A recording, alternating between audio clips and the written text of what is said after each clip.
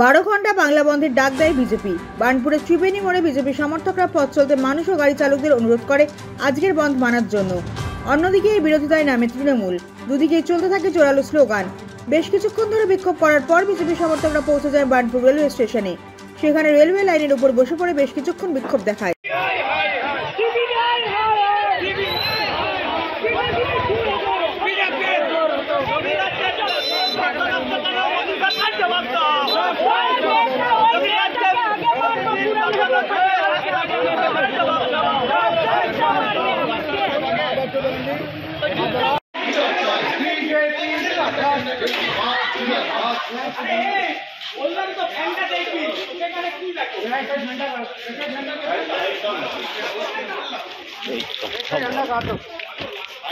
এখানে বসো।